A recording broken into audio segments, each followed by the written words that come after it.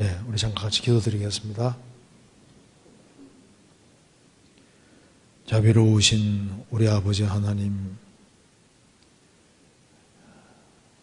이 시간 주 성령께서 함께 해주시고 또 일상생활 속에서 여러 가지 궁금한 것들을 성경으로 생각해 보려고 합니다. 주님께서 함께 해주시고 또 우리의 마음을 열어주시고 또 도와주셔서 하나님의 말씀으로 궁금한 의문들이 풀릴 수 있도록 도와주시고 주 안에서 유익한 시간이 될 수 있도록 함께 해주시고 도와주옵소서. 또 여기에 하나님의 말씀을 사모해서 모인 각 사람 주님께서 일일이 함께 해주시고 주의 크신 은혜로 함께 주옵소서. 오늘 모든 시종 함께 해주시고 도와주시기를 간절히 의지하오며 주 예수 그리스도 이름으로 기도하옵나이다. 아멘.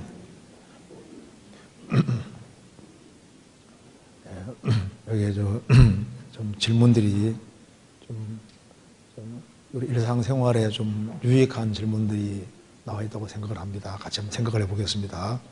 자, 먼저 제가 질문 한번 첫 번째부터 읽어보겠습니다. 가정주부라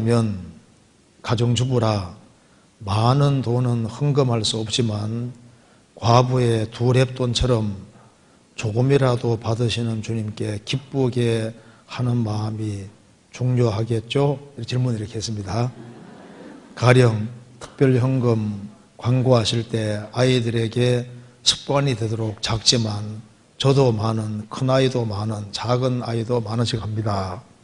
주일에는 주인 헌금을 각자 다 하는데 가정주부가 헌금 생활을 어떻게 지혜있게 하는지 질문드립니다 하는 질문입니다. 한번 같이 생각을 해보겠습니다. 여기 가정주부라 많은 돈은 헌금할 수 없지만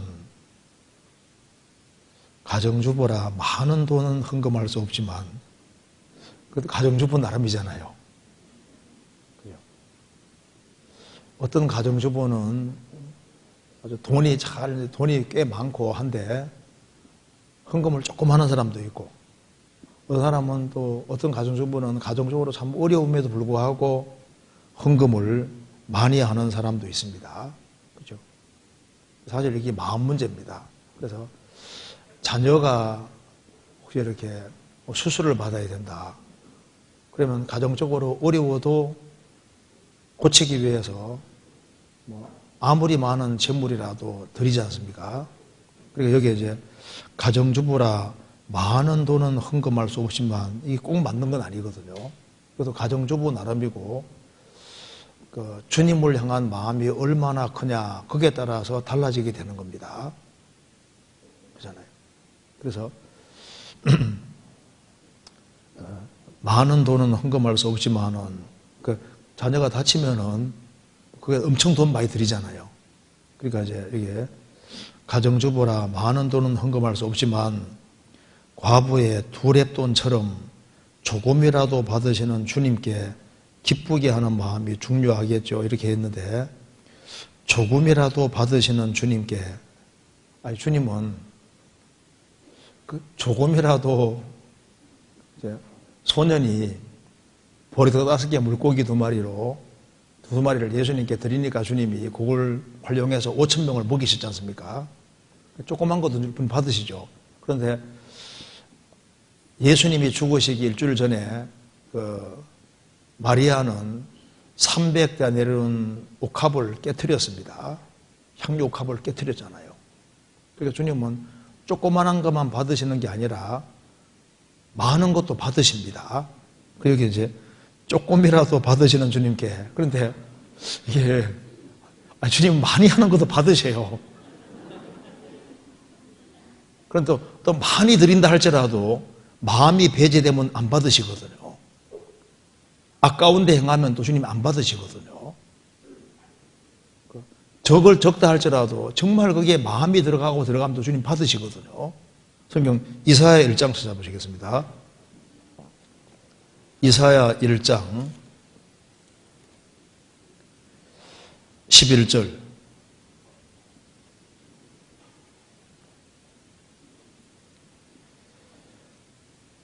여호와께서 말씀하시되 너희의 무수한 재물이 내게 무슨 유익이 있느뇨? 나는 수양의 번제와 살찐 짐승의 기름에 배불렀고 나는 수송아지나 어린 양이나 수염소의 피를 기뻐하지 아니하노라. 너희가 내 앞에 보이러 오니 그것을 누가 너희에게 요구하였느냐? 내 마당만 밟을 뿐이니라. 헛된 재물을 다시 가져오지 말라. 분향은 나의 가정이 이기는 바요 월삭과 안식일과 대회로 모이는 것도 그러하니 성회와 아울러 악을 행하는 것을 내가 견디지 못하겠노라. 내 마음이 너희의 월삭과 정한 절기를 싫어하나니 그것이 내게 무거운 짐이라 내가 지기에 곤비하였노라. 너희가 손을 펼 때에 내가 눈을 가리우고 너희가 많이 기도할지라도 내가 듣지 아니하리니 이는 너희의 손에 피가 가득함이니라. 여기 하나님 말씀하셨습니다. 너희의 무수한 재물이 내게 무엇이 유익하뇨?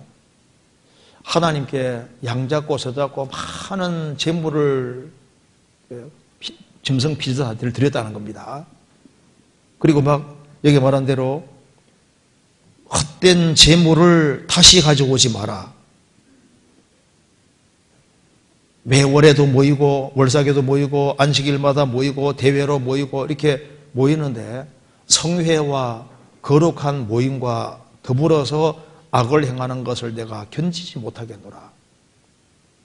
이사야 29장에는 마음이 빠져 있는 겁니다. 입으로는 존경하는데 마음이 하나님과 멉니다. 그러니까 무수히 많은 걸 하나님께 가져왔지만 하나님은 안 받으시겠다 그 말입니다. 그래서 여기 이제 질문 내용 속에 조금이라도 받으시는 주님이라 그랬는데 주님은 조그만 것도 받으시고 많이 하는 것도 받으십니다. 드리는 거 받으시는데 또 많이 한다 할지라도 악이 들어있으면은 그 주님 받으실 수 없는 거지 않습니까? 조금 드린다 할지라도 그게 정말 주님을 사랑하는 마음이 들어있다면은 또 주님 그걸 받으시거든요. 그런데 과부의 두랩돈처럼 조금이라도 받으시는 주님께 이렇게, 그런데 이거 과부가 두랩돈 드린 것이 조금 드린 게 사실 아니에요. 과부는 생활비 전부를 드린 겁니다. 그잖아요. 조금이라도 받으시는 주님께, 근데 조금 드리면서요, 이제 과부가 두랩돈 드렸으니까 난 조금은 이렇게 하면서 자기 위로 삼는 식으로 하면 안 된다 그 말입니다. 왜냐하면은 이 과부가 두랩돈 드렸는 것이 과부에게는 조금이 아니에요. 성경 찾아봅시다. 마가복음 12장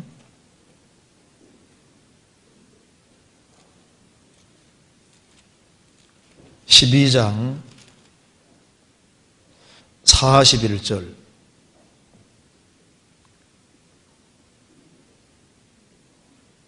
예수께서 연보궤를 대하여 앉으사 무리의 연보궤에 돈 넣은 것을 보실새 여러 부자는 많이 넣는데 한 가난한 과부는 와서 두랩돈 곧 한 고들한 틀을 넣는지라. 예수께서 제 아들을 불러다가 이르시되 내가 진실로 너에게 이르노니 이 가난한 과부는 연보궤에 넣는 모든 사람보다 많이 넣어두다. 저희는 다 그 풍족한 중에서 넣었거니와 이 과부는 그 구차한 중에서 자기 모든 소유 곧 생활비 전부를 넣었느니라 하셨더라. 과부는 두랩돈 넣었을 때 한 1,000원 정도밖에 안 되거든요. 그런데 이 1,000원이 이 과부에게는 생활비 전부다 그 말입니다. 주님이 제일 많이 넣었다는 이유는 그가 두랩돈을 집어넣었지만은 그게 일단 그거로 살 수가 없는 거예요. 그걸 집어넣음으로써 하나님을 향한 확실한 믿음과 사랑, 그리고 자기 일상생활을 하나님께 전적으로 의지하는 모든 것이 들어있기 때문에 주님께서 제일 많이 넣었다고 말씀해 주신 겁니다. 그리고 이제 과부가 두랩돈 집어넣은 걸 가지고서 조금 집어넣는데 조금씩이라도 이렇게 하면은 조금이라도 받으시는 주님께 기쁘게 하는 마음이 중요하겠죠. 그런데 물론 맞는데 그게 정말 마음이 들어있고 주님을 사랑하는 마음이 들어있고 하면은 주님이 그거 받으실 겁니다. 그런데 근데 조금씩 하면서 이것도 주님 기뻐할 거다. 그런데 하나님은 거지가 아니거든요. 다른 데는 돈을 팍팍 쓰면서 하지 않습니까? 주님께는 조금씩 하면서 과부가 두렵다는 걸 좋아하니까 주님 그거도 받으시겠다 하면서 주님께 조금 하면서 하지 않습니까? 자기 위로 삼는 그것도 조금 이렇게 생각을 해봐야 됩니다. 조금이라도 받으시는 주님께 기쁘게 하는 마음이 주님을 기쁘시게 하는 것은 우리가 다른 데는 막 돈을 엄청 많이 들이면서 주님께는 조금씩만 하면서 주님이 기뻐하실 거다. 주님이 그걸 정말 기뻐하실까? 에녹은 65세에 무드셀라를 낳고 300년 동안 하나님과 동행했습니다. 그는 옮기우기 전에 하나님을 기쁘시게 하는 자라는 증거를 얻었느니라. 그는 하나님을 기쁘시게 하는 자라는 증거를 얻었습니다. 그러니까 하나님과 동행하면서 전적으로 자신을 주님께 의탁하고 살아갈 때 주님이 전적으로 기뻐하시는데 하나님이 나를 정말 기뻐하실까? 주께서 기쁘시게 하실 것이 무엇인가 시험해 보라고 했는데 주님이 정말 기쁘시게 할까? 기쁘게 하는 게 도대체 뭘까? 그러니까 일상생활을 충실히 하는 속에서 거기서 정말 하나님 우선주의로 살면서 우선적으로 행할 때 주님은 그걸 정말 기뻐하실 겁니다. 그런즉 우리는 거하든지 떠나든지 주를 기쁘시게 하는 자 되기를 힘쓰노라. 주님을 기쁘시게 하는 자 되기를 힘쓰는 사람은 주님 중심으로 살고 주님이 자기 인생에서 가장 소중하고 그리고 주님 중심으로 산다는 것은 주님이 자녀보다 더 높아야 되는 겁니다. 모든 것보다 주님을 더 사랑하지 않으면 합당치 않다고 말씀하시잖아요. 내 남편, 아내, 자식 어떤 것보다 주님을 더 사랑하지 아니하면은 내게 합당치 아니하다. 주님은 우리를 정말 사랑하시고 주님 전체를 다 드린 겁니다. 주님은 우리 일부를 원하는 게 전체를 원하시기 때문에 이제 조금씩 하면서 주님이 내 생활을 기뻐할 거다 이런 식으로 오지 않습니까? 그 위로 삼는 것은 옳지 않을 겁니다. 그런데 이분은 보면은 질문하시는 분은 신앙생활을 열심히 하려고 하는 분이 틀림없습니다. 그리고 이제 여기 보면은 가령 특별 헌금 광고하실 때 아이들에게 습관이 되도록 작지만은 저도 많은, 근데 작지만은 계속 나오거든요. 작지만 저도 많은, 큰 아이도 많은, 작은 아이도 만 원씩 합니다. 주일에는 주일 헌금을 각자 다 하는데, 그렇죠. 주일 헌금 같은 경우는 부모가 무조건 지워주면서 이거 헌금하라고 하는 것보다 자기가 좀 전략해가지고 본인이 직접 용돈을 전략해서 하나님께 드리는 이거 습관적으로 하는 게 좋을 겁니다. 그래서 주일에는 헌금을 각자 하는데 가정주부가 헌금 생활을 어떻게 지혜있게 하는지 질문드립니다. 여기 이제 주일에는 주일 헌금을 각자 하는데, 그렇죠.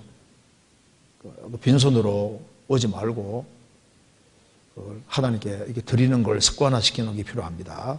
그리고 이제 특별 헌금 광고하실 때 습관이 되도록 작지만 한다. 그래서 우리가 선교 헌금할 때 기회가 주어질 때 헌금한다 그 말입니다. 그래서 이제 안 하는 사람도 있는데, 그죠? 하라고 아무리 해도 안 하는 사람도 있거든요. 안 하는 사람도 있는데 여기는 한다고 하지 않습니까? 하는 건 좋습니다. 좋은데 많이 심는 자는 많이 거두는 거예요. 적게 심는 자는 적게 거둡니다.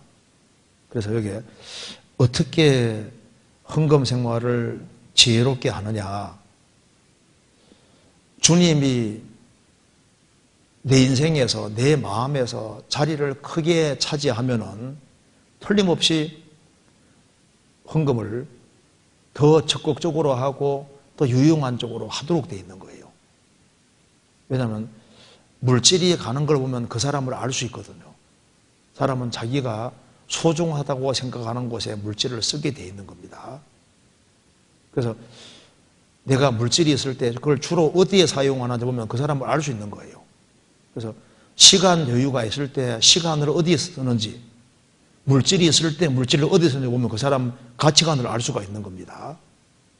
그래서 주님께 조금 마음이 가 있는 사람은 물질이 조금 가도록 되어 있어요. 주님께 마음이 많이 가 있는 사람은 물질이 많이 가도록 되어 있습니다. 그러니까 이것은 헌금 생활을 어떻게 지혜롭게 해야 되느냐, 그거는 바꿔 말하면은 얼만큼 내가 주님 중심으로 사느냐, 거기에 따라서 물질 생활은, 헌금 생활은 다 연결되게 되어 있는 거예요. 성경 고린도후서 9장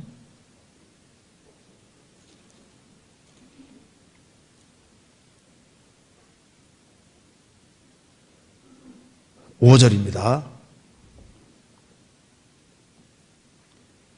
이러므로 내가 이 형제들로 먼저 너희에게 가서 너희의 전에 약속한 연보를 미리 준비케 하도록 권면하는 것이 필요한 줄을 생각하였노니 이렇게 준비하여야 참 연보답고 억지가 아니니라.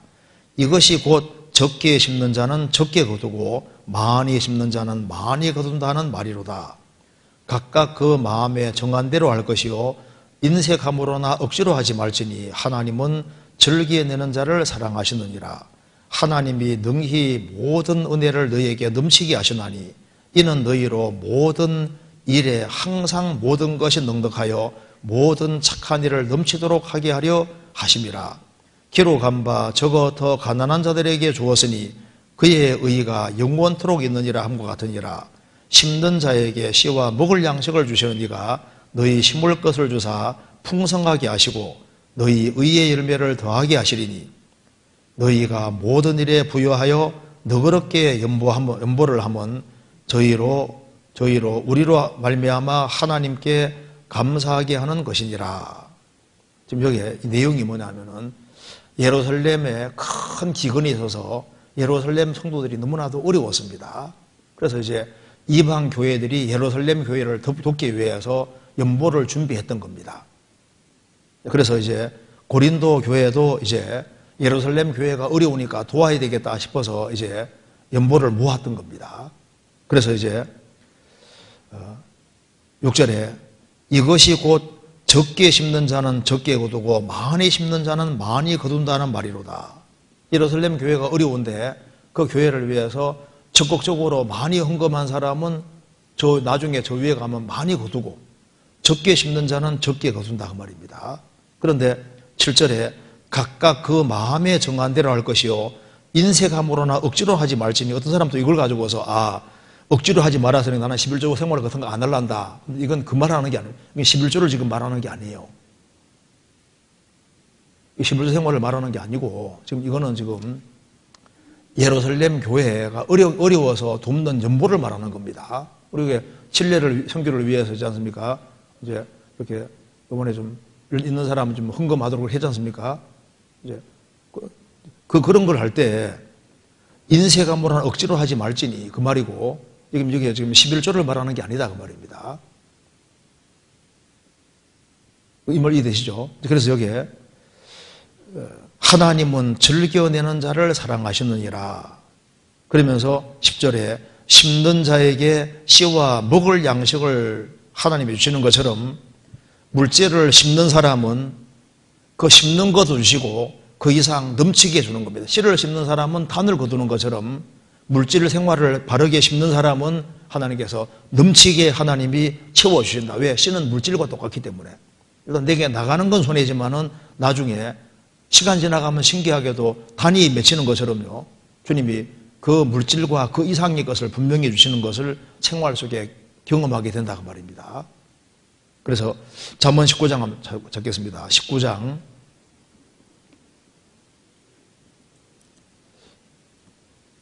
잠언 19장 17절 같이 읽겠습니다. 가난한 자를 불쌍히 여기는 것은 여호와께 꾸이는 것이니 그 선행을 갚아주시리라. 가난한 자를 불쌍히 여기는 것은 여호와를 하나님께 구워주는 것이다 그 말입니다. 세상에 하나님께 구워주면은 받을까요 안 받을까요? 무조건 받는 거죠. 하나님이 그 선행을 갚아주시리라. 우리가 물질 생활하는 게 이게 참 중요한 것인데요. 가정주부가 어떻게 물질 생활을 해야 될지, 헌금 생활을 어떻게 해야 될지. 그래서 우리가 이 물질을 잘 모아서 가장 가치 있는 곳에, 건전한 곳에, 중요한 곳에 드리는 것이 필요하고, 그리고 이게 물질을 바르게 사용하면은 주님이 채워주신다는 것을 생활 속에서도 경험할 수 있는 겁니다. 그것도 결국은 경험을 자기가 해봐야 되는 거예요. 그래서 경험하는 사람은 주님께 더 적극적이 되고 열린 마음이 되고, 심는 자에게는 씨도 주시고 그 이상 주님께서 풍성하게 주신다는 것을 생활 속에서 경험을 하게 되는 겁니다. 그래서 많이 심는 자는 많이 거두게 되는 거예요. 적게 심는 자는 적게 거두게 되는 거니까, 이제 가정생활 하는 속에서 물질 생활을 하되 가끔 육신하고 자꾸 이게 짝짝꿍하지 말고 주님이 뭘 원하실까 이걸 생각하면서 좀 더 적극적으로 하면은 그것이 내세뿐 아니라 금세에서도 축복을 받는 길이 되는 겁니다. 하나님은 시험해보라는 것은 물질은 가지고 시험해보라고 말씀하셨거든요. 그래서 물질 생활을 바르게 하는 게 중요하다고 생각합니다. 그리고 이 물질 생활을 하는 것을 이제 생활 속에서 신앙적인 체험이 생기기 가장 쉬운 분이 또 가정주부인 거예요. 보통 가정주부가 이제 돈을 맡아서 이렇게 관리하기 때문에 그걸 활용을 잘 해가지고 이렇게 하면요, 하나님이 도와주거나 이런 것을 많이 느끼고 또 간증도 많이 생기리라고 생각을 합니다. 네, 그 다음 질문 한번 보시겠습니다. 일단 많이 심는 자는 많이 거두니까 최대한 신앙 안에서 많이 심도록 그렇게 하는 것이 좋을 겁니다. 그 다음에 질문 한번 읽어보겠습니다. 마태복음 22장 37절 잠깐 찾겠습니다. 22장 37절.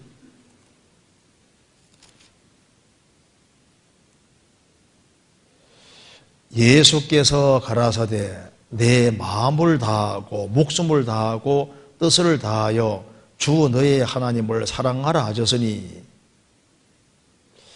2012년 성경을 읽으면서 마음이 나오는 문장을 정리한 적이 있습니다. 내 마음도 모르고 다른 사람들의 마음도 모르겠어서 성경에서 답을 구하고 싶었습니다. 일답을 하고 나니 막연하게 엄청난 마음의 영역을 알게 되었는데 마음은 어디에 있는 것일까 생각했습니다.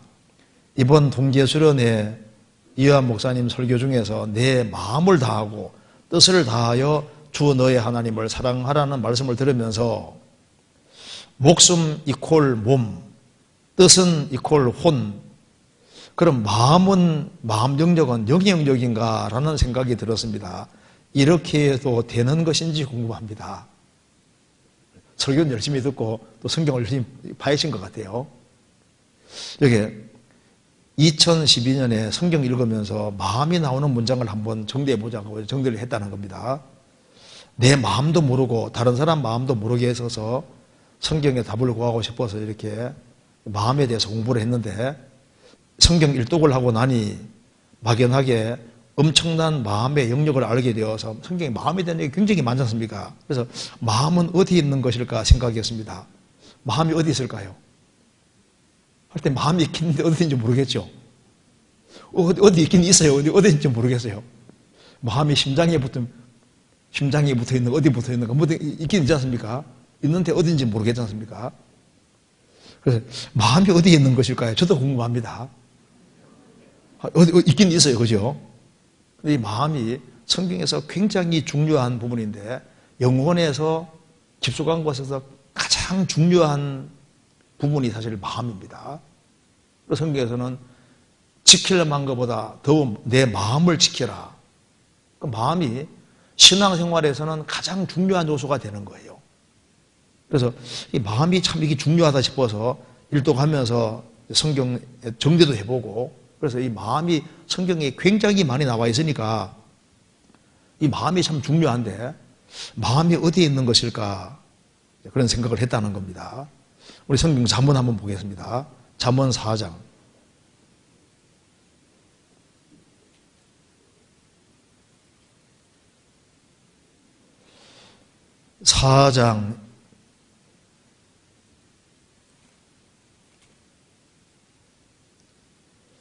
4장 23절 같이 읽겠습니다. 무릇 지킬 만한 것보다 더욱 내 마음을 지키라. 생명의 근원이 이에서 남이니라. 지켜야 될 것이 많이 있는데 정말 아주 부지런히 정말 지켜야 될 것은 마음이다. 마음을 지켜야 된다. 왜? 생명의 근원이 이에서 남이니라. 삶의 모든 활력과 힘, 모든 것 자체가 마음에서 나오기 때문에 마음을 잘 지켜야 된다. 그러니까 이 마음은 참 신기한 것 중에 신기한 겁니다. 마음은 악해지려면 정말 악해질 수 있는 게 사람 마음이거든요. 마음이 강팍해지려면 얼마나 강팍한지 성경에도 다이아몬드처럼 단단하게 됐다. 금강석 같이 단단하게 됐다. 마음이 아주 단단하게 될 수도 있거든요. 그 마음이 아주 강팍해지면 한마디도 안 들어가요. 또 부드러워지려면 얼마나 부드러워지는지 상상할 수 없을 만큼 부드러워지거든요. 그리고 마음이 또 좁아지려면 얼마나 좁아지는지 바늘구멍도 안 들어가요. 넓어지려면 한없이 넓어지는 게 사람 마음이거든요. 마음은 좀 요술방망이 같으니까 이 마음이라는 거 자체가 참 신기한 겁니다. 그래서 이 교회가 내가 거할 교회가 맞다 생각을 하고 여기 신앙생활 정말 여기서 뼈를 묻어야지 그런 마음을 다 가지고 신앙생활 하면은 신앙생활 속에 갈등이 생겨도 별 문제가 안 되거든요. 또 이겨나갈 수 있는 힘이 있다 그 말입니다. 이 가정이 내가 있어야 될 가정이다 이렇게 생각하면 뭐 형제지간 싸우고 해서도 또 살지 않습니까? 마음이라는 게 참 중요한 겁니다. 어떻게 하든 간에 신앙생활 안 해야지 그런 마음을 항상 가지고 살다가는 무슨 문제 빵 터지면 이따 하고 또 뛰쳐나갈 수도 있다 그 말입니다. 그죠? 사람 마음이 그렇게 신기한 거예요. 구원받기 전에는 우리 마음도 교만한 마음, 강팍한 마음이었습니다. 마음이 아주 완악한 마음이었는데 우리 같은 사람이 이제 이 성령의 도우심으로 참 이 마음이 부드러워져서 이 복음을 깨우치게 됐다는 것은 이게 정말 놀라운 거예요. 내가 복음을 깨우쳤다. 복음 믿어졌다. 이게 얼마나 신기하고 좋은 겁니까? 그래서 그런데 이 마음이 어딘가 있긴 있는데 어딘지 모르겠다.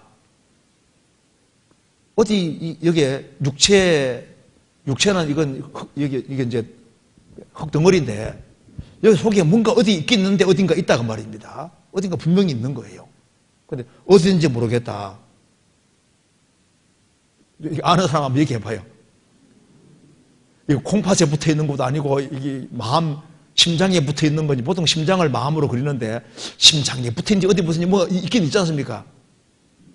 근데 어딘가 있긴 있습니다. 그래서 여기에 그런데 여기에 이제 예수님이 마태복음 22장에서 너의 마음을 다하고 목숨을 다하고 뜻을 다해서 주 너의 하나님을 사랑하라 이제 이렇게 말씀하셨습니다. 그런데 여기 이제 우리가 생각해 봐야 될 것이 있습니다. 여기에 마음을 다하고 여기 왜 마음을 다하고라 그랬을까요? 그리고 또 목숨을 다하고 뜻을 다하여 주 너의 하나님을 사랑하라 이렇게 주님 말씀하셨는데 마태복음 22장 다시 봅시다. 마태복음 22장에 37절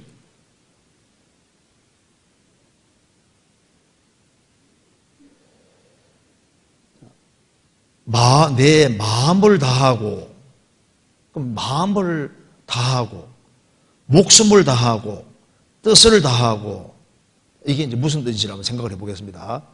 여기 먼저 예수님이 너는 너의 마음을 다해라. 마음을 다한다는 뜻이 뭘까요? 왜 이걸 강조하고 있을까요? 신앙생활에서 주님이 싫어하는 것이 두 마음인 거예요. 마음을 다한다는 것은 전심. 신앙생활을 잘하기 위해서 한 마음이 중요한 동시에 마음을 다하고 전심이 중요한데, 이제 마음이 딱 갈라지면 두 마음이 되는 거예요. 두 마음이 되면은 신앙이 흐트러지게 되거든요. 호세아서, 이거 잠깐 접어두시고, 호세아 10장.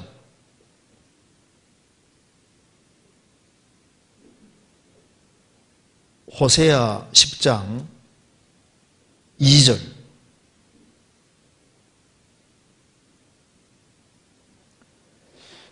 저희가 두 마음을 품었으니 이제 죄를 받을 것이라. 하나님이 그 제단을 쳐서 깨치시며 그 조상을 헐으시리라. 저희가 두 마음을 품었으니, 여기 두 마음 품었다는 것은 하나님도 섬기고 우상도 섬기는 것을 말하는 겁니다. 그게 두 마음이거든요. 그 마음속에 우상이 들어오게 되면 두 마음이 되는 거예요. 시편 119편 119편 113절 같이 읽겠습니다. 내가 두 마음 품은 자를 미워하고 주의 법을 사랑하나이다. 내가 두 마음 품은 자를 미워하고 주의 법을 사랑하나이다. 그러니까 두 마음 품은 자가 있다. 야고보서 1장에서도 두 마음을 품어 모든 일에 정함이 없는 자로다. 그래서 주님을 사랑해야 될 사람에게 우상이 들어와서 주님 옆에 다른 게 생기면은 이제 마음이 갈라지게 되거든요. 마음이 갈라지면은 전심이 안 된다고요. 마음을 다하고가 안 된다고요. 그래서 마귀는, 그리스도인이 마음을 다하고 살아가면은 신령한 결과들이 생길 줄 알기 때문에 마음을 분산시키기 위해서 맹공격을 포부가 되는 거예요. 특별히 마귀가 마음을 향해서 보라솔을 쏘아대는 겁니다. 그래서 마음을 다하고, 그건 전심을 말하는 것이고 한 마음이 될 것을 말하는 겁니다. 그 다음에 마태복음 22장 다시 보시겠습니다. 22장 37절에 내 목숨을 다하고, 22장 37절, 내 마음을 다하고 목숨을 다하고, 목숨을 다하고라 했는데 목숨이 헬라 말로 푸시켄인데요. 이 목숨이라는 말 자체가 영혼을 말해요. 영혼의 목숨을 말하는 겁니다. 이걸 이해하기 위해 잠깐 찾아보시겠습니다. 신명기 6장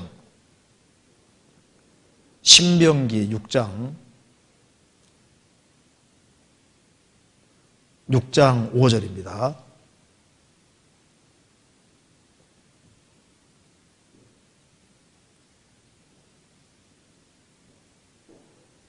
너는 마음을 다하고 성품을 다하고 힘을 다하여 내 하나님 여호와를 사랑하라.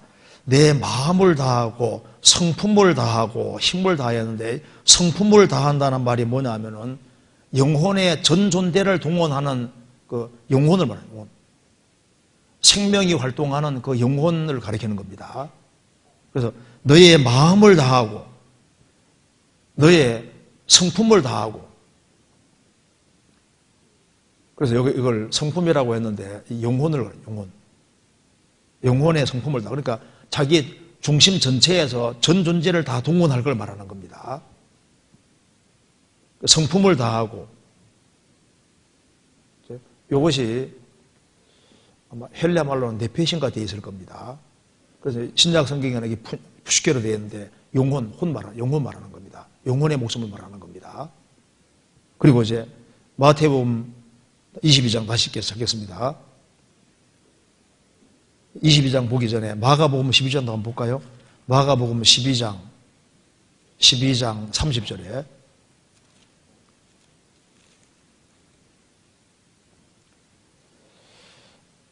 내 마음을 다하고, 12장 30절에 내 마음을 다하고 목숨을 다하고 뜻을 다하고 힘을 다하여 주 너의 하나님을 사랑하라 하신 것이요.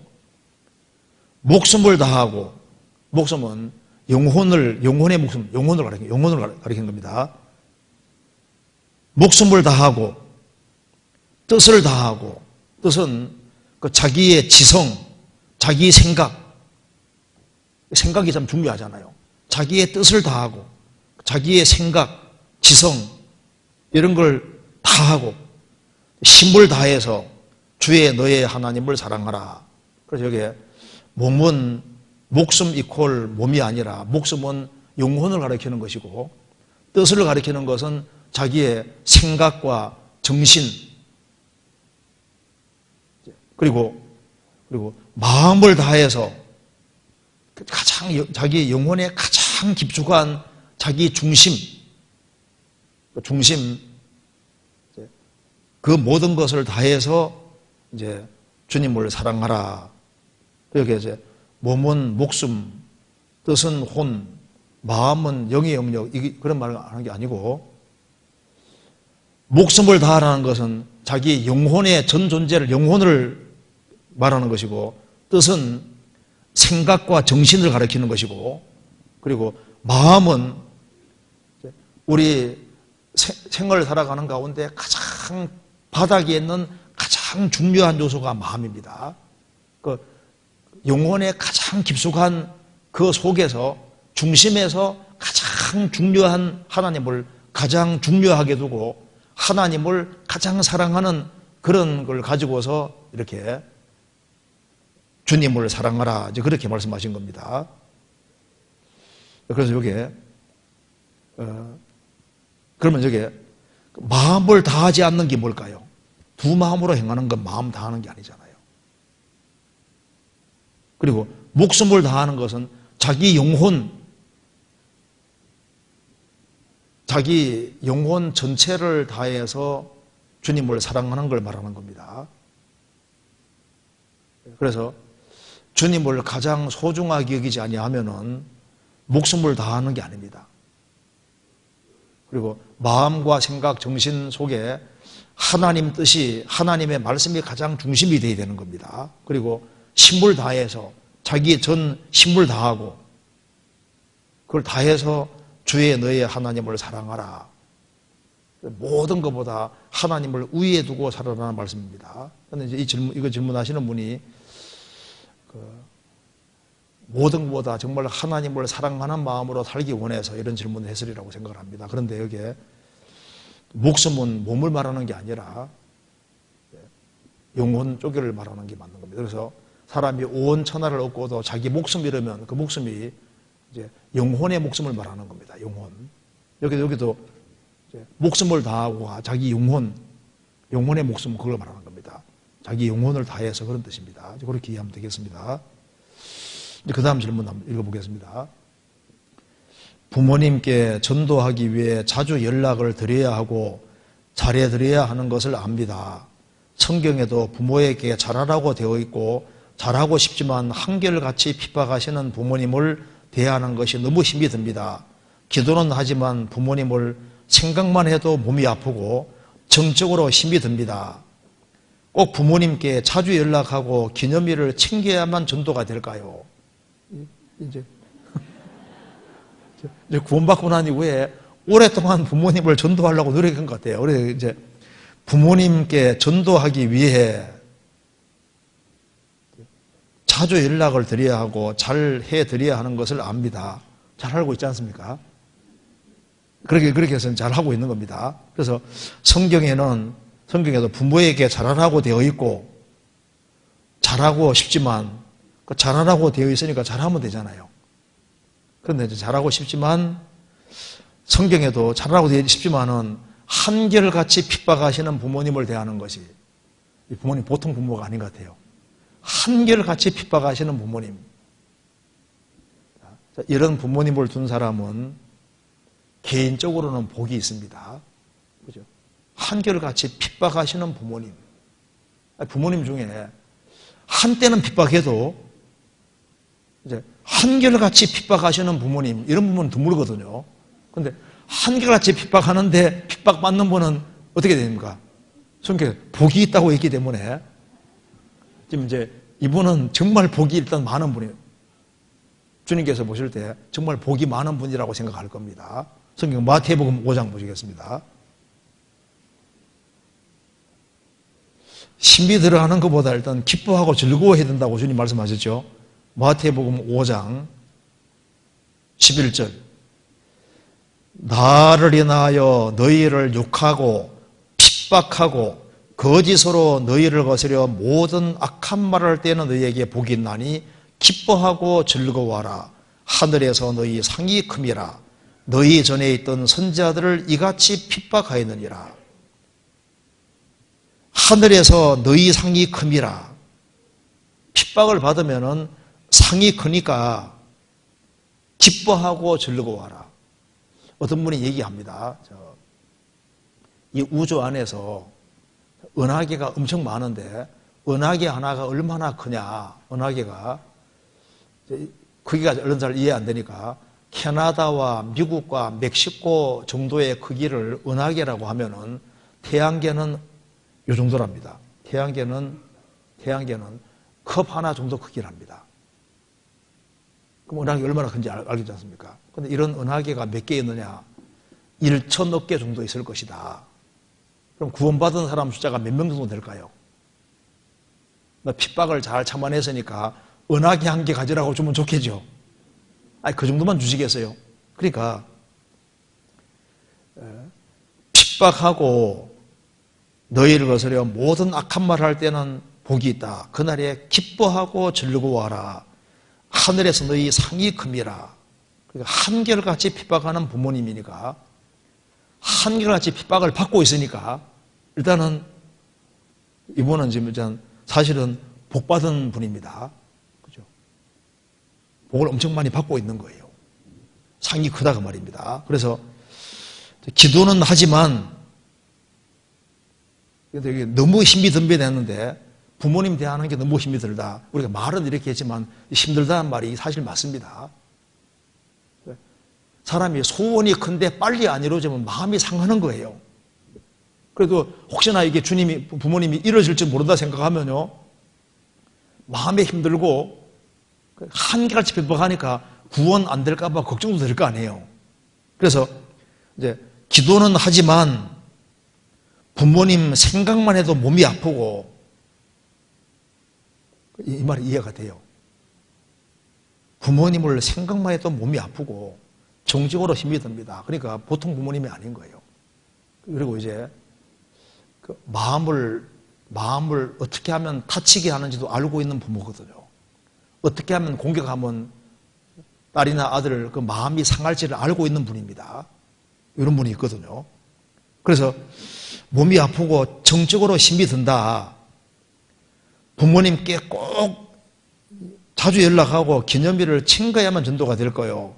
기도는 하지만 성경에서 말씀하기를 항상 기도하고 어떻게 하라 그랬습니까? 낭망치 말아야 된다. 항상 기도하고 낭망치 말아야 된다. 낭망하면 안 됩니다. 누가복음 18장에 하나님을 무시하고 두려워하지 않고 사람을 무시하는 재판관 하나가 있는데 한 과부가 너무 억울한 일을 당했습니다. 가만히 생각해 보니까 자기 문제 해결해 줄 사람은 재판장밖에 없는 거예요. 찾아갔습니다. 앞에서 거절을 당하잖아요. 그럼 또 찾아갑니다. 보고가 올라갑니다. 없다 해. 그럼 또 왔습니다. 없다고 해. 계속 찾아오니까 재판관이 생각해 봅니다. 내가 하나님도 두려워하지 않고 사람도 무시하는 사람인데 이거 귀찮아서 못 살겠다. 이거 해결 안 해주면은 계속 와서 나를 번거롭게 할 것이다. 들어오라고 해서 문제를 풀어줬다고 말입니다. 불의한 재판관의 말한 것을 들어라. 하물며 밤낮 부르짖는 택하신 자들의 원한을 풀어주지 아니하시겠느냐. 원한을 속히 풀어주시리라. 그러나 인자가 올 때 세상에서 믿음을 보겠느냐. 이런 원한 맺힌 그런 간절하게 주님께 도움을 구하는 그런 사람 찾기가 어려울 거다고 말씀하신 겁니다. 여기 이제 꾸준히 하고 있는데 기도는 하지만은 빨리빨리 이루어지지 않으니까 상처받고 또 핍박하는 그것 때문에 상처받고 또 상처를 받으면 이게 이제 마음에 병 같은 게 생기게 되기 때문에 생각만 해도 몸이 아프고 정적으로 힘이 든다. 이렇게 말했는데 이게 정말 실제입니다. 구원받은 지 정말 오래되신 분이고 심령이 정말 많이 상해 있습니다. 그래서 이제 이 작전을 다르게 짜고 싶을 거 아니에요. 그래서 혹시 구원될까 싶어가지고 기념일은 꼭꼭 챙기고 자주 연락도 하고 혹시나 구원될까 싶어서 이제 그런 작전을 짰는데 이거 이렇게 해도 효과가 없는 것처럼 보이니까 꼭 이렇게 해야만 될까? 작전 다르게 짜야 될 것이 아니냐. 그런데요. 이제 꼭 연락 자주 하고 기념일을 챙겨야만 전도가 될까요? 꼭 그렇게 해야 되는 건 아니지만은 습관적으로 이렇게 왔으면 이대로 하는 게 좋습니다. 왔으면은. 그리고 지금까지 한 기도가 헛되게 되지 않습니다. 지금 이런 방식 하다 갑자기 확 바꿀 필요가 없어요. 지금 하는 방식대로 그대로 하고, 그리고 이제 그게 전화도 하고 연락도 하지만은요, 기념일 같은 것도 챙기고 그렇게 하지만 거기에다가 편지도 쓰고 일단 마음을 잘 전달하는 게 중요하거든요. 무시당하더라도 영혼이 들어가면 영혼이 들어갑니다. 그래서 이제 여기에 연락도 하고 그 다음에 이제 여기에 기념일을 챙기는데 내 마음 속에 정말 부모님을 사랑하는 마음으로 그리고 정말 영혼을 불쌍히 여기는 마음으로 의무감으로 하지 말고 불쌍히 여기는 마음으로 하면은 틀림없이 그것이 전달되게 돼 있는 거예요. 물에 비치면 얼굴이 서로 같은 같이 사람의 마음도 서로 비치느니라. 그래서 영혼이 가면은 영혼이 가게 되는 겁니다. 기도해도 간절히 기도하면 그게 쌓여가지고 들어가게 돼 있는 거예요. 우리가 선을 행하되 낙심하지 말지니 피곤하지 아니하면 때가 이름에 거두리라. 그래서 안 하는 것보다는 하는 게 나은 거예요. 그리고 지금 하던 방식을 그대로 고수하는 것이 좋고 거기에다가 하나 더 들어가야 될 것은 마음이 더 들어가고 사랑하는 마음이 더 들어가고 그래서 선물도 좋지만은 그게 사랑이 들어가고 표현 같은 게 돼야 되는 거니까 물론 편지도 분명히 했으리라고 생각하는데 그런데 더 낮은 마음 가지고 사랑을 듬뿍 담아서 편지하고 그리고 이제 이렇게 전화 같은 거 하더라도 핍박을 하더라도 정말 불쌍히 여기는 마음, 긍휼히 여기는 마음으로 하면 또 그게 또 전해지거든요. 가랑비에 옷 젖는다고 조금 하는 거 자체가 꾸준히 되어지면은 내가 지금은 핍박하지 핍박해도 핍박하면 할수록 핍박하는 사람이 상처를 받게 돼 있는 거예요. 가시채로 뒷발질을 하기가 내게 고생이라는 말씀처럼 핍박을 하고 하면요 이제 상처를 주는 것처럼 보이지만 자기도 상처를 받는다니까요. 이렇게 하다가 내가 하나님께 혼나지 벌받지 이런 마음이 들게 또 주님 만들어 주시거든요. 그래서 핍박을 받는 사람만 상처받는 게 아니라 하는 사람도 상처를 받고 있는 거예요. 그래서 이게 이제 장기적인 전쟁이기 때문에 조금 더 참고 기다리고 우리가 꾸준히 하면은 때가 이름에 거두리라. 때가 이름은 거두도록 되어 있습니다. 그래서 선으로 이겨나가야 되는 거예요. 원수가 줄이거든 먹이고 목마르거든 마시우고 더 적극적으로 이렇게 하면요 때가 되면 분명히 거둘 수 있습니다. 그리고 이제 핍박을 강하게 하고 한결같이 하는 사람은 어느 날 부러진다니까요. 주님이 어느 날 간섭하셔가지고 아주 호되게 이제 그렇게 하는 일이 있거든요. 그래서 내가 자식을 핍박해서 이렇게 혼나는구나 그걸 느끼게 또 만들어주세요. 만들어주십니다. 그리고 그리스도인에게 함부로 하는 사람은 큰일 날 사람인 거예요. 구원받은 사람을 건드리는 사람은 주님 눈동자를 건드리는 사람이 되는 겁니다. 그리고 이제 그리스도인에 대해서 함부로 얘기를 하는 사람은 주님 모닥모닥 모아가지고 혼내킬 수도 있는 거예요. 제가 하는 어떤 분이 이게 성경 얘기하고 전도 얘기하니까 막 그걸 그래 막 좀 입이 막 험해요. 입이 험한데 저 사람 저러다가 혼나겠다 싶었는데 나중에 계단에 내려가다가 탁 넘어져서 입이 앞에 있지 않습니까? 이가 탁 부러져 몇 개 다 부러졌습니다. 나중에 일을 다시 해넣어가지고 왔는데 그 다음부터는 함부로 말 안 하더라고요. 주님은 살아계시기 때문에 그리스도인 핍박하는 사람은요 나중에 주님이 모닥모닥 모아서 그 징계를 하시는데 구원받은 사람의 그 간절한 기도가 헛되지 않게 도와주실 겁니다. 틀림없이 도와주실 거예요. 그래서 꾸준히 하고, 그래서 내가 꼭 이렇게 해야 되느냐. 근데 지금까지 그렇게 해왔으면 그 방식을 그대로 고수하는 게 좋습니다. 거기다 마음을 좀 더 담으면 더 좋을 수 있을 겁니다. 그리고 그 다음 질문, 창세기 1장 찾겠습니다. 빨리빨리 지나가겠습니다. 창세기 1장 27절에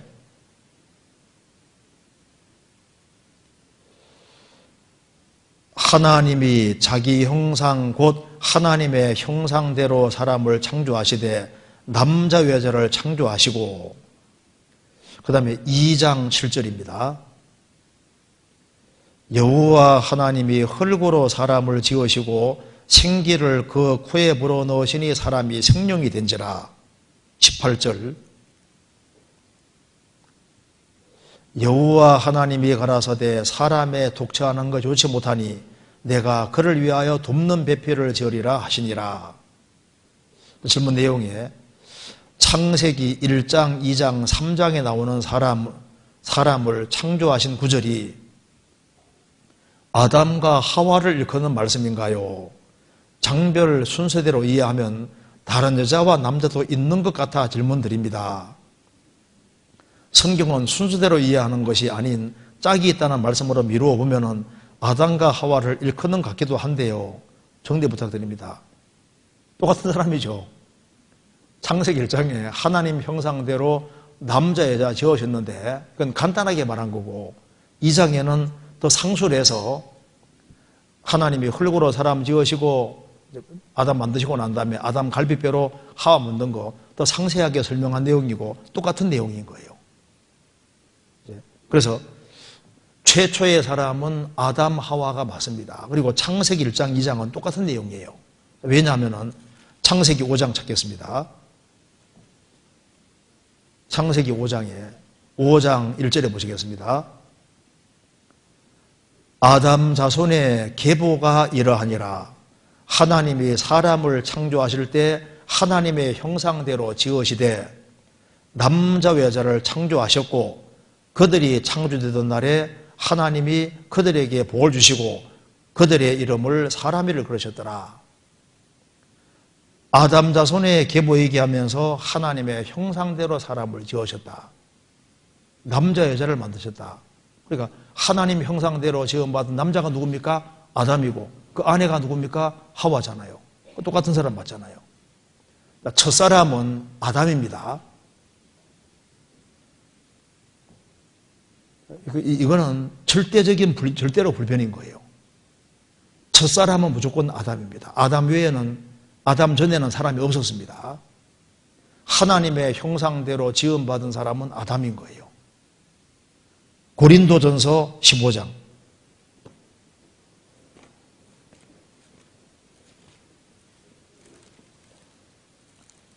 15장 45절.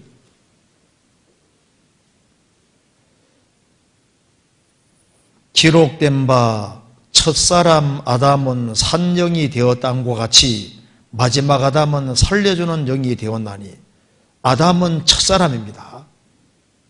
살아있는 영이었다가 범죄함으로 영이 죽었기 때문에, 교통이 끊어졌기 때문에 마지막 아담 예수님은 살려주는 영으로 오신 겁니다. 그래서 구원받으면 주합한자는 한 영이 되고 산영이 되는 겁니다. 그리고 47절. 첫사람은 땅에서 났으니 흙에 속한 자이거니와 둘째 사람은 하늘에서 나셨느니라. 아담은 첫사람이고 예수님은 둘째 사람입니다. 예수님은 둘째 사람이라는 것은 새로운 걸 시작하시는 둘째 사람이고, 아담 것을 끝내는 마지막 아담인 거예요. 그래서 아담은 첫사람 맞습니다. 그 다음 질문 보겠습니다. 예비 고등학생 딸 엄마입니다.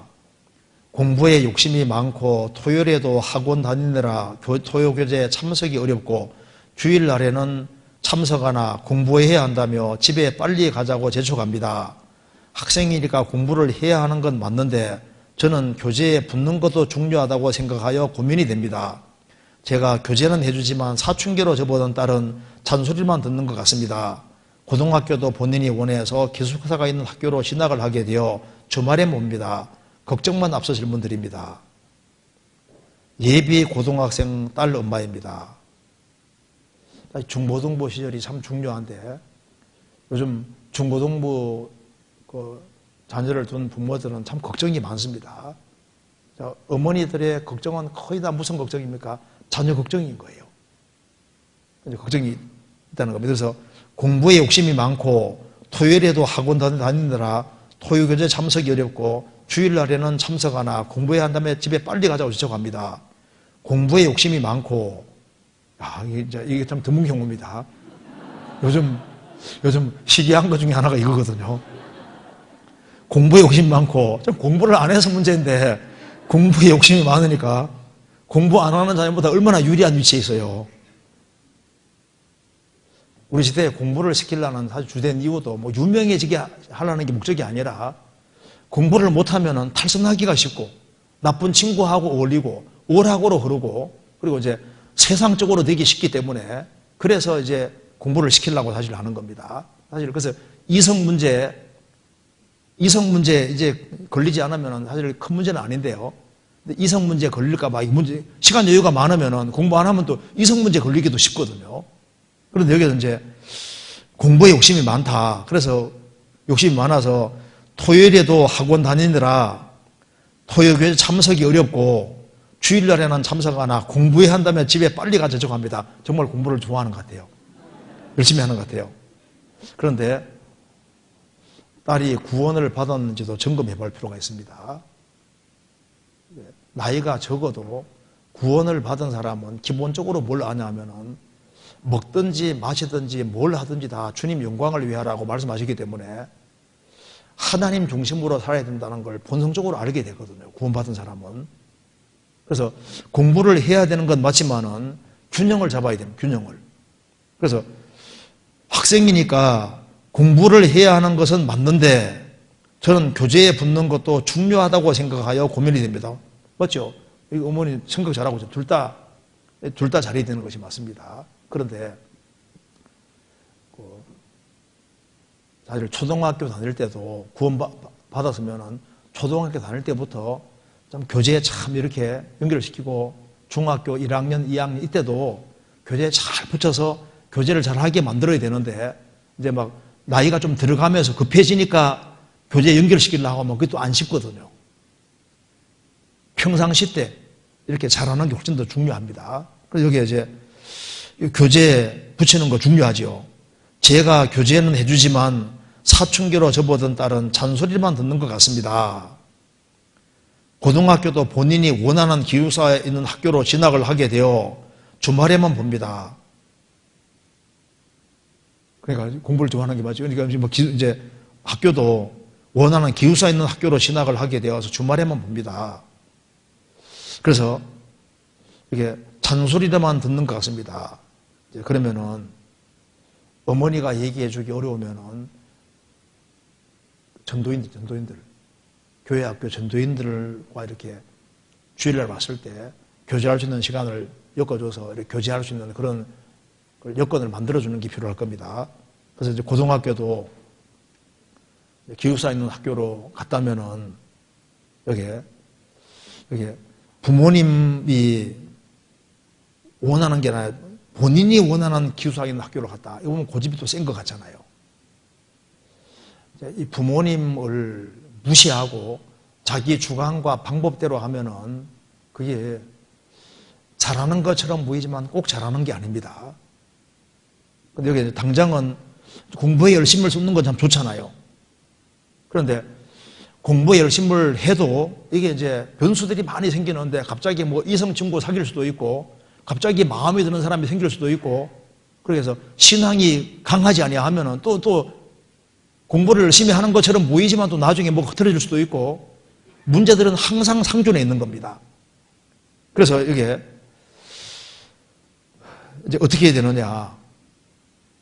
6일 공부 열심히 하면은 7일은 하루는요 시간 내서 말씀만 들을 뿐 아니라 그리스도인들과 교제하는 시간을 만드는 게 참 중요합니다. 그잖아요. 토요일 날 교제에 나오기 어렵고 기숙사에 있으면은요, 주일날 나오더라도 잠깐 6일 동안 열심히 공부하고 주일날에는 같이 말씀을 듣고 또 시간 내서 구원받은 사람들과 교제하는 시간을 만들도록 그건 부모가 잘 유도를 해야 되는 거예요. 그잖아요. 토요일 나오면 더 좋고, 근데 이 시절에 교제를 하도록 잘 만들어가지고 이제 이렇게 교제하는 것도 가르쳐야 되는데 그렇게 하지 않고 얘는 공부 잘하니까 좋겠다 싶어서 공부만 계속 밀어주는 식으로 하다 보면요, 나중에 공부는 잘하게 될지 모르지만은 신앙은 나중에 많이 흐트러지고 말씀만 듣고 가는 식으로 가지 않습니까? 시간 지나가면요, 주일날도 안 나올 수도 있어요. 그래서 이제 부모가 나이가 더 들기 전에 적극적으로 하는 것이 필요해서 적극적으로 시간을 내서, 그렇게 하기 어려우면요, 전도인하고 같이 교제해가지고 어릴 때 붙잡을 때 빨리 붙잡아서 균형을 잘 잡도록 의도적으로 만들어야 됩니다. 그 작전을 잘 짜야 되거든요. 그리고 이제 전도인 만나기 싫다 그러면 전도인이 가서라도 집에 가서라도 만날 수 있도록 장을 열어서 그렇게 해서라도 교제를 잘 해서 이제 균형을 잘 잡으면서 이렇게 하도록 이렇게 만들어야 됩니다. 얘는 공부는 잘하니까 공부만 잘하도록 계속 밀고 학원만 계속 가도록 밀고 그렇게 해서 좋은 대학 가더라도 있지 않습니까? 신앙생활을 잘 안 하게 되면요, 나중에 그때 붙잡을 걸 해도 그때 소용이 없으면 늦습니다. 그래서 나이가 적을 때일수록 잘 교제할 수 있도록 이렇게 만들어줘서 두 개를 균형 잡도록 이렇게 만들어주는 게 참 필요할 겁니다. 그래서 그 다음 질문 한번 보겠습니다. 그래서 이거 좀 어려운 것은 여기 전도위원하고 같이 상담을 해보는 게 좋겠습니다. 자, 구역에서 봉사하고 있는 임원입니다. 말씀 중에 리어커 신앙이라고 끌어주면 나오고 끌어주지 않으면 안 나오는 신앙생활을 하시는 분들도 물론 힘이 들지만 구역 명단에 올라와 있고 전화해도 잘 받지 않으며 교제를 사모하는 마음도 나올 마음도 없는 분들을 계속 전화하다 말다 또 챙겨보지만 요지부동일 때 어떻게 해야 할지 막막할 때가 있습니다. 임원으로서 성도 섬기는 일에 기회조차 주지 않으시는 분들을 어떻게 잘 돌봐야 할지 힘이 되는 말씀 부탁드립니다. 구역에서 봉사하고 있는 임원입니다. 우리 구역에서 봉사할 수 있는 기회 주어진 건 정말 복입니다. 교회 안에서 봉사할 수 있는 기회가 주어진 것은 이건 두 번 다시 없는 하나님 주신 기회라는 걸 정말 믿어야 됩니다.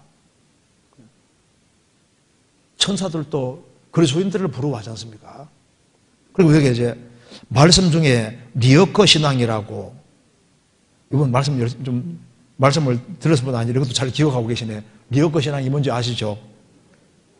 앞에서 끌면 오고 가만히 두면은 정지 상태에 있는 겁니다. 누가 끌어주면은 나왔다가 안 끌어주면 또 항상 정지 상태에 있는 신앙. 맷돌 신앙은 뭔지 아시죠? 맷돌 신앙. 재질에만 항상 돌고 발전이 없는 신앙은 맷돌 신앙. 냄비 신앙은 뭔지 아시죠? 불이 있을 때는 복을 끓지만 내려놓으면 금방 식어버리는 신앙. 미꾸라지 신앙은 뭔지 아시죠? 교회 내에 어려운 일이 있으면, 봉사할 일이 있으면 큰 미꾸라지가 잘 빠져나가거든요. 박쥐 신앙은 교회 안에서는 신자인 체하지만은 밖에 나가서는 불신자처럼 살아가는. 박쥐는 새도 아니고 짐승도 아니고 양다리 다 걸치고 있다 그 말입니다. 당나귀 신앙. 귀는 커서 웬만한 말씀은 그냥 전혀 있지 않습니까? 반응이 없는 당나귀 귀처럼 기만 큰 신앙. 안전뱅이 신앙은 말뿐이고 행동은 하나도 안 따르는 신앙. 고슴도 치는 신앙은 나왔다 하면 문제 일으켜서 찌르고, 오토바이 신앙은 떠들기만 하고 실속이 없어요. 오토바이 부르릉 소리는 크다가 말입니다. 염소 신앙은 아무나 들이받는 신앙. 럭키보공 신앙은 어디로 튈지 몰라요. 럭키보공처럼 어디로 튈지 모르는 신앙. 산타클로스 신앙은 뭔지 아시죠? 명절 때 나오는 것처럼 특별한 일이 있을 때만 잠깐 얼굴 들여다보는 신앙. 오뚜기 신앙은 넘어지면 일어나는, 7번 넘어져도 8번째 일어나는 신앙. 불도저 신앙은 주님 뜻이 확실하면 밀고 나가는 신앙. 그리고 감사 신앙. 구원받은 감사하고 어려도 감사하고 뭐든지 감사하는 감사신앙.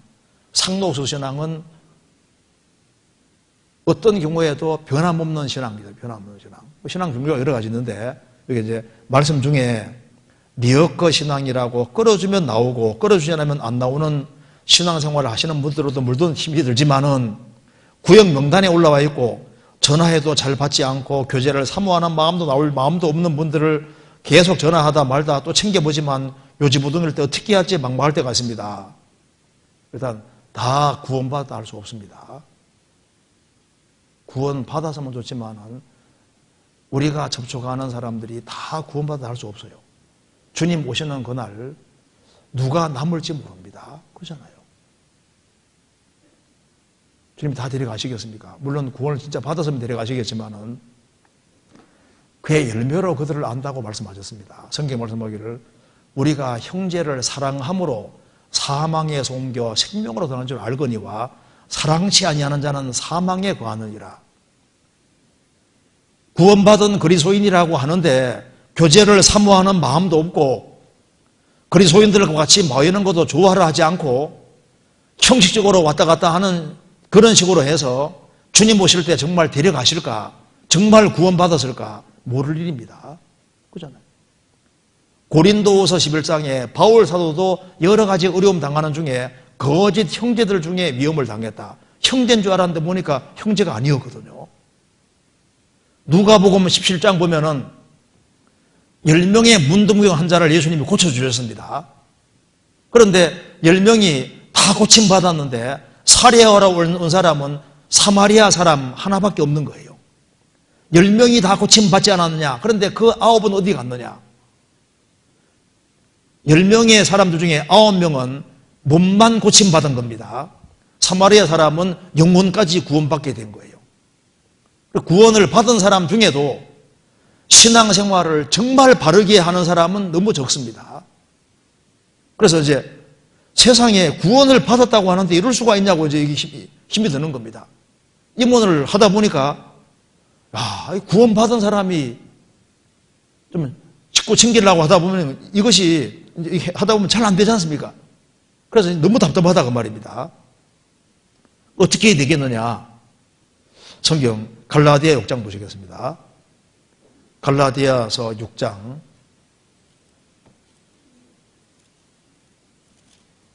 9절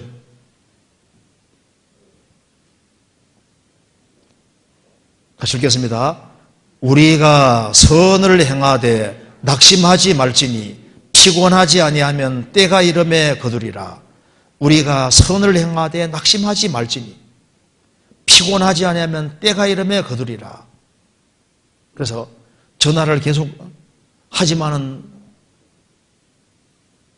그 사람이 안 된다 할지라도 우리가 할 수 있는 최선을 다하고 하면은 거기에 대한 상관 주님이 갚아주십니다.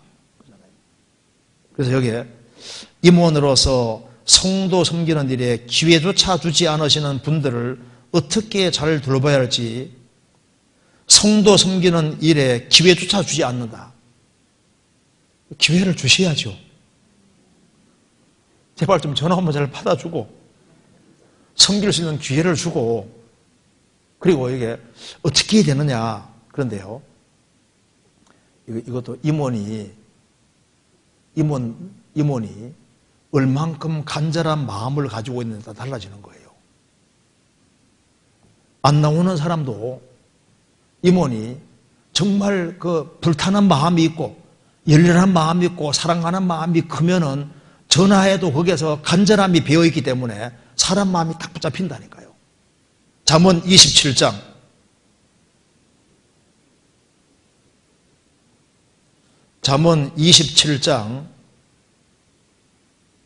19절 같이 읽겠습니다. 19절 같이 읽겠습니다. 물에 비치면 얼굴이 서로 같은 것 같이 사람의 마음도 서로 비치느니라. 사람 중에도 잘 챙기는 사람들이 있습니다. 그 전화를 하더라도 그 간절함이 배어 있고 영혼을 정말 사랑하는 마음, 불쌍히 여기는 마음, 신앙생활을 잘하는 마음이 담겨 있는 속에서 전화가 되어지면은 그 전화를 받으면은 마음이 상당히 움직이거든요.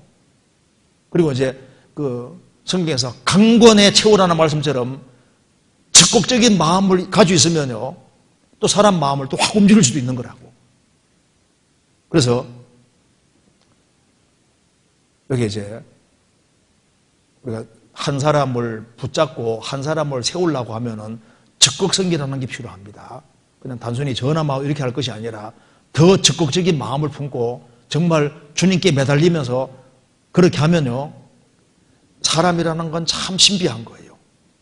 마음이 들어가고 정성이 들어가고 영혼이 들어가면 마음이 달라지거든요. 마음을 움직일 수 있습니다.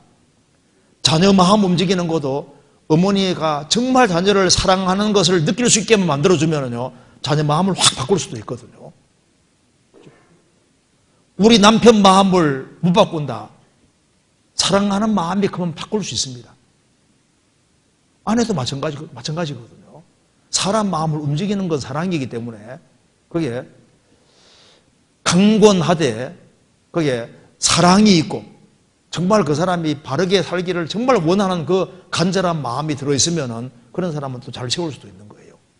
그래서 지금보다 더 적극적인 마음을 가지고 그리고 믿음이 더 커지고 하면은 믿음은 산도 움직인다는 말씀처럼요, 불가능한 것이 가능하도록 그리고 구역이 더 잘 될 수 있도록 조가 더 잘 될 수 있도록 할 수도 있는 거예요.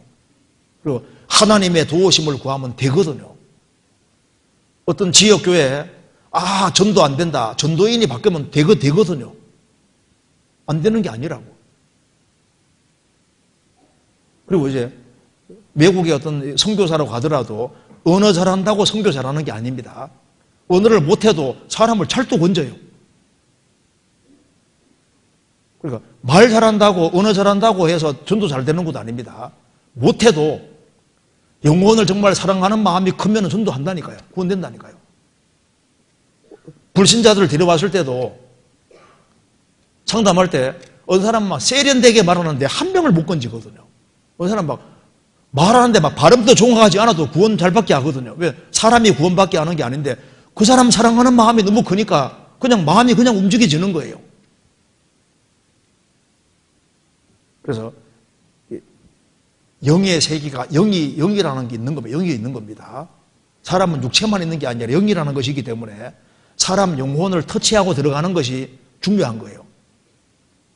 한이 없는 사람이 한만은 노래 못하는데 이 세상 하면서 노래 부르면요, 한이 없는 사람은 그냥 귀로만 들리는데 한이 가득 있는 사람이 한만은 이상 하면요, 뭐 가슴이 뭉클하잖아요. 다릅니다. 주님이 이제 우리가 여러 가지를 겪게 하시는 이유는 경륜 속에서 우리가 하나님의 위로를 받아본 경험이 있으면 또 다른 사람을 위로할 수도 있는 거고, 이제 한 사람 붙잡아주는 가운데 이 사람이 이렇게 한번 붙잡히고 나면 요령이 또 생기니까 또 다른 사람 붙잡는데 또 이제 도움될 수 있으니까 또 우리 교회 안에서 이렇게 사람을 잘 붙잡는 사람들, 그런 사람들을 또 교제해서 요렇게 하면 붙잡히는구나, 저렇게 하면 세워지는구나, 그런 요령 같은 것도 배울 필요가 있는 거예요. 그래서 우리가 맡은 일을 최선 다해서 하되 지혜 같은 것도 필요하니까 먼저 신앙생활 잘하고 또 이렇게 신앙에 무관심한 사람들을 좀 붙잡아주는 그런 재능 같은 게 있는 사람은 그런 사람도 잘 교제해가지고 그런 것도 배우는 것이 필요하겠습니다. 그 다음에 질문 보겠습니다. 나는 신앙생활을 잘하려고 더 나은 직장보다 현재 신앙생활 잘할 수 있는 그런 현재 직장을 택했는데 세상에서도 잘 나가고 신앙생활도 잘하고 잘 풀리는 자매를 보면 질투가 나서 힘들어요. 제게 필요한 말씀을 주세요. 여기 이제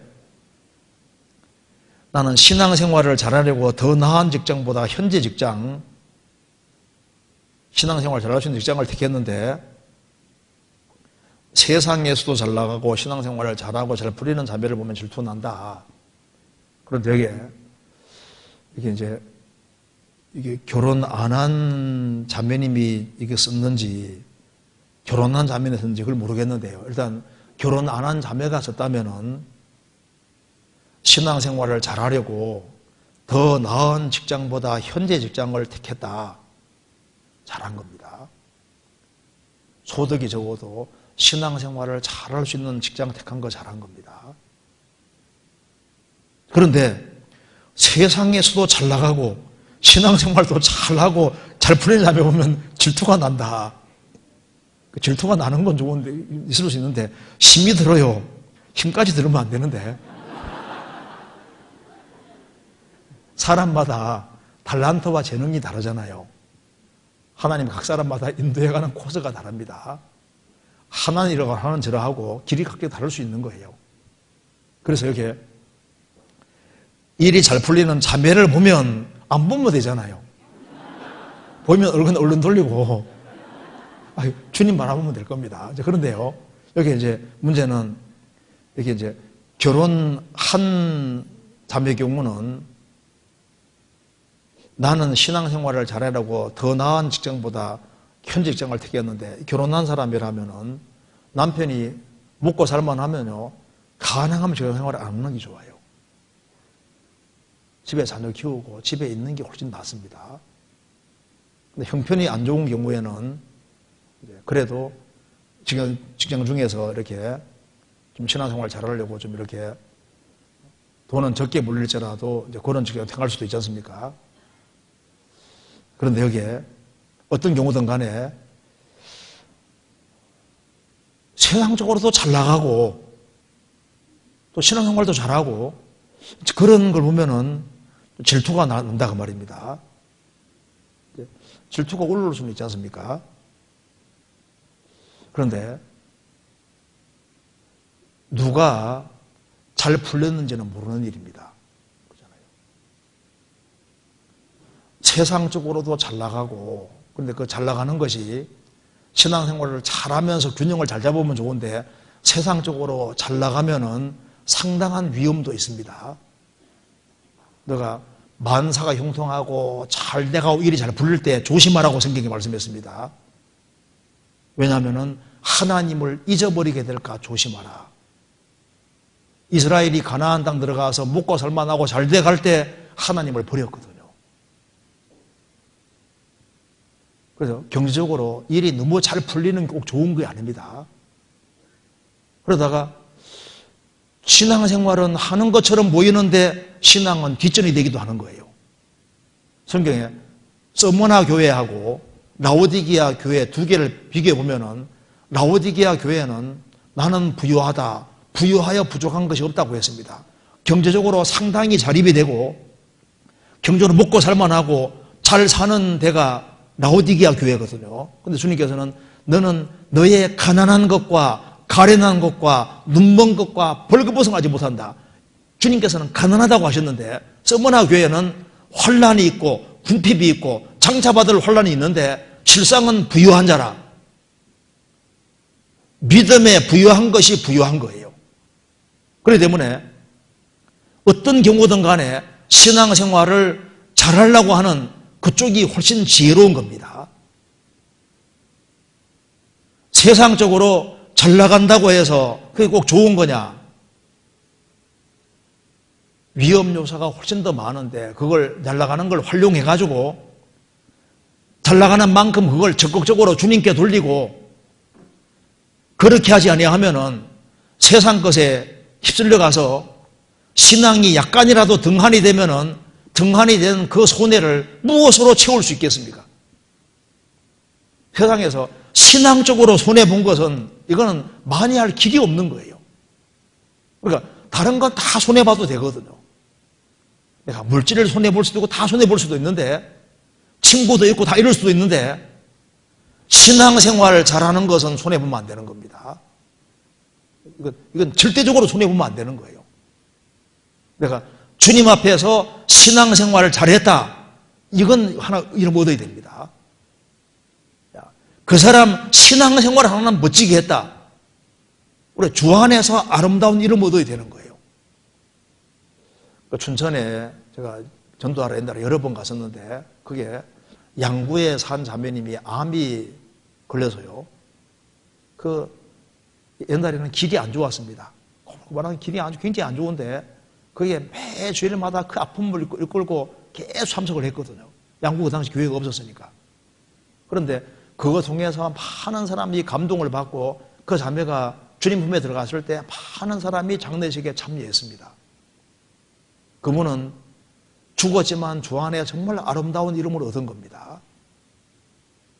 어떤 사람은 소득이 적어도 신앙생활하는데 얼마나 부지런한지 몰라요. 그래서 주 안에서 아름다운 이름을 얻어야만 그것이 지혜로운 거라고요. 세상에서도 잘 나가고 신앙생활 잘 풀리면 좋지요. 그런데 그것이 지속이 되면 좋은데, 그런데 시간 지나가서 세상적으로 더 딸려가는 식으로 되고 다른 것이 등한이 되고 주 안에서 해야 될 일이 많이 있는데 그걸 뒤로 하고 이제 세상적으로 좀 딸려가게 되면은 그 손해는 아주 막심한 거예요. 그거는 보통 손해가 아닌 거예요. 그리고 우리는 이제 어떤 사람이 신앙생활도 잘하고 상처를 풀면 좋지요. 축복해 줄 수 있는 겁니다. 잘 되기를 바라죠. 근데 여기 이제 질투하는 마음이 올라올 수 있다. 올라올 수 있지만은 순간적으로 올라오는 것은 괜찮지만은 왜 그 질투하는 마음이 계속 올라오냐? 계속 보니까 그런 거예요. 계속 보니까. 계속 안 보면 돼. 그 보면 얼른 성경 보고 주님을 보고 이렇게 얼른 눈을 돌려야 되는데 계속 그걸 관찰하거든요. 아, 정말 저렇게 잘 되네. 잘 되네. 이렇게 하니까 이제 신앙생활 잘 못하는데 저렇게 되네. 이러면 안 되잖아요. 그래서 한나하고 분인나가 있는데 이제 분인나가 엘가나에게 두 아내가 있잖아요. 엘가나 아내 분인나는 자식을 잘 낳고 잘 돼가는데 한나는 자식도 없지 않습니까? 너무너무 힘듭니다. 분인나는 아니 네가 하나님 잘 섬긴다고 하면서 너는 왜 자식도 하나도 없냐고 계속 마음을 격동시킵니다. 너 하나님 잘 믿어서 너 뭐 잘 되는 게 뭐가 있냐? 나는 믿고 이렇게 잘 돼가는데 너는 도대체 뭐냐? 갈등이 생깁니다. 그래서 하나님께 계속 기도하잖아요. 나중에 하나님이 사무엘이라는 아들을 주셨습니다. 그때 한나가 깨달은 겁니다. 여호와는 지식의 하나님이시라 행동을 달아보시는도다. 하나님은 다 보고 계셨구나. 행동을 달아보시고 주님을 향한 확실한 신앙을 가지고 있는 나에게 축복해 주셨다는 것을 깨닫게 된 겁니다. 그래서 가능하면 안 보면 돼요. 저래 잘 되는구나 하고 얼른 보고 딴 걸 봐야죠. 그래서 사람 보기 전에 주님을 보고 성경 보고 성경 통해 사물을 보고 이제 그렇게 하는 것이 필요할 겁니다. 그 다음에 질문 넘어가 보겠습니다.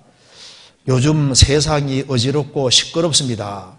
그래도 그리스도인들은 흔들림이 없이 주만 보고 나아가야 사는 것을 잘 알고 있습니다. 하지만 세상 권세를 마귀에게 허락하셔서 이렇게 시끄럽고 망가져간다는 사실과 세상과 이생의 주관자는 하나님이라고 하는 두 말씀 사이의 차이를 어떻게 해야 할까요? 세상 권세는 마귀가 가지고 있고 세상의 주관자는 하나님이신데 이 두 말씀이 서로 충돌되는 것 같습니다. 이게 참 좋은 질문입니다. 요즘 세상이 어지럽고 시끄럽습니다. 그렇죠?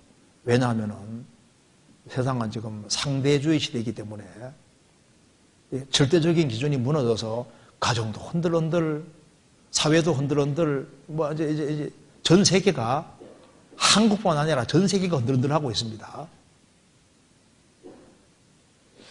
그래도 그리스도인들은 흔들림이 없이 주만 보고 나아가야 사는 걸 잘 알고 있습니다. 세상이 왜 어지럽게 되냐 하면은 성경 한번 찾아봅시다. 이사야 10장.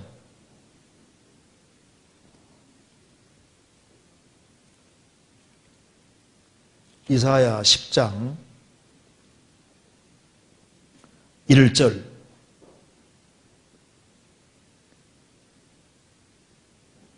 불의한 법령을 발표하며 불의한 말을 기록하며, 이스라엘도 이 잘못되어 간 이유가 법령 자체가 잘못된 거예요.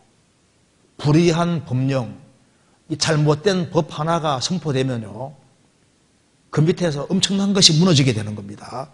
불의한 법령을 발표하며 불의한 말을 기록하며, 이 기초라는 게 중요한데 법적인 기초의 중요한 법 자체가 틀어지면요, 밑에가 다 틀어지게 됩니다. 미국이라는 나라도 이 법 자체가, 이게 이제 중요한 법 자체가 틀어지니까 밑에가 확 무너지게 되는 겁니다.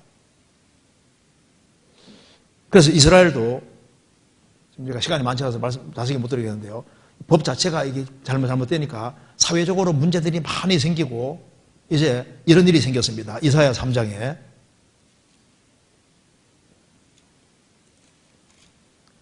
4절. 그가 또 아이들로 그들의 방백을 삼으시며 적자들로 그들을 다스리게 하시리니 백성이 서로 학대하며 각기 이웃을 잔해하며 아이가 노인에게 비천한 자가 존귀한 자에게 교만할 것이며 그가 아이들로 방백을 삼으시며 적자, 젖먹이는 아이들로 그들을 다스리게 하리니 이스라엘이 말을 안 들으니까 하나님이 지혜 없는 사람을 치리자라고 세우니까 나라가 더 엉망이 됐던 거예요. 그래서 백성이 서로 학대하고 이웃을 서로 잘못되기를 바라고 아이가 노인을 공격하고 비천한 자가 존귀한 자에 교만하게 행하고 전부 다 뒤집어지게 되는 겁니다. 그래서 이스라엘은 혼란스러워진 이유가 하나님을 떠나고 잘못된 법을 세우고 그래서 이제 이 사회의 기초가 막 흔들리게 만들어 놓으니까 이제 모든 것이 다 무너져 갔던 겁니다. 이제 세상이 혼란스러워지면은 결국은 그걸 수습하기 위해서 적그리스도가 나타나게 되는 겁니다. 그래서 히틀러도 독일 사회가 가장 어려울 때, 공황 그 시절 굉장히 어려울 때 그때 독재자 히틀러 등장하지 않습니까? 세상이 가장 혼탁스러워질 때 그때 그걸 수습하기 위해 적그리스도가 등장하게 되는 겁니다. 그런데 여기에 하지만 세상 권세를 마귀에게 허락하셔서 이렇게 시끄럽고 망가져 간다는 사실과 예수님도 세상 임금이 마귀라고 했습니다. 그런데 아셔야 될 것은 마귀는 간접 역할이에요. 주된 것은 인간입니다. 마귀는 아무리 역사해도 인간이 주된 원인이에요. 왜 그러냐면은 예수님 12제자가 있는데 11제자들은 돈에 대한 욕심이 없잖아요. 그럼 마귀가 어떻게 못하나? 돈 가지고 어떻게 할 수가 없는데 가룟 유다는 돈깨를 맞고 돈을 몰래 훔쳐갔습니다. 돈에 대한 욕심이 있으니까 마귀가 야, 너 돈 벌고 싶지? 예수 팔면 돈 벌 수 있잖아. 그 생각을 딱 집어넣었습니다. 내가 왜 그 생각 미처 못했지? 그 다음 마귀가 나중에 들어가지 않습니까? 마귀는 간접 역할이고 주된 것은 인간에게 있는 거예요. 마귀가 시험할 때 인간 마음속에 문제가 있을 때만 들어올 수 있는 겁니다. 분을 내어도 죄를 짓지 말며 해가 지도록 분을 품지 말아서 마귀로 틈을 타지 못하게 하라. 마귀는 간접 역할이라니까요. 그래서 인간에게 그 사람이 분이 가득하고 분을 못이게 시키고 하면 뒤에서 한바탕에 부추기는 역할을 하는 거니까 주된 것은 인간에게고 마귀는 간접 역할을 하는 거예요. 그래서 모든 걸 마귀 탓으로 돌리면 안 된다고 말입니다. 어떤 사람이 사람을 칼로 찔러 죽였습니다. 아담이 찌른 겁니까? 죄의 기질이 찌른 겁니까? 마귀가 찌른 겁니까? 내가 찌른 겁니까? 내가 찌른 거잖아요. 내가. 그러니까 자기가 행한 걸 전부 다 마귀 탓으로 돌리면 안 된다 그 말입니다. 이 사회가 잘못돼 가는 모든 원인 자체가 마귀 때문이라고 마귀 탓만 돌리면 안 되는 겁니다.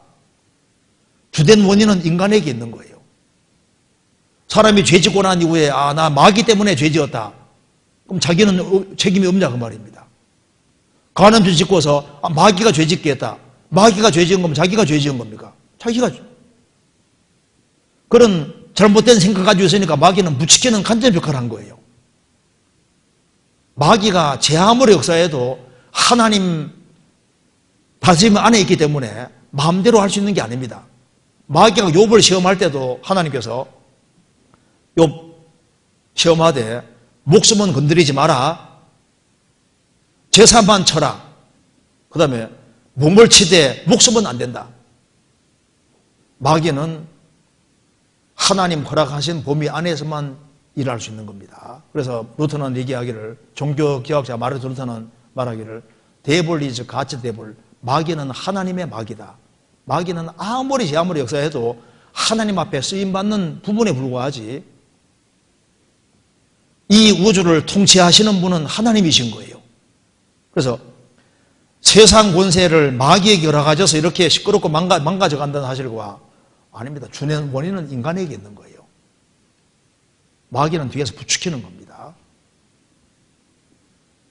세상 임금이 마귀지만은 그 위에 진짜 주관자는 하나님이신 거예요. 그래서 하나님이 세상을 주관하고 다스리고 계시기 때문에 다니엘 4장에 말한 대로 지극히 높으신 하나님이 인간 나라를 다스리고 있습니다. 마귀는 일을 해도 하나님 허락하시는 범위 안에서만 일할 수 있는 거예요.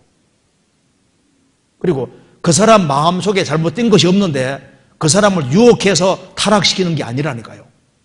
문제 근원은 인간에게 있는 겁니다. 그리고 하나님께서는 인간이 자유의지를 행사하고 마귀가 자유의지를 행사하는데 주님 그걸 초월해서 하나님은 선을 다 이루어 가시는 거예요. 왜? 하나님이시니까. 그래서 제 아무리 마귀 역사에도 하나님의 뜻만 정확히 이루어집니다. 그래서 세상 권세는 마귀가 가지고 있고 세상의 주관자는 하나님이신데 충돌되는 것 같아. 충돌이 안 됩니다. 하나님은 전지, 전능, 편재 어디든지 안 계신 곳이 없습니다.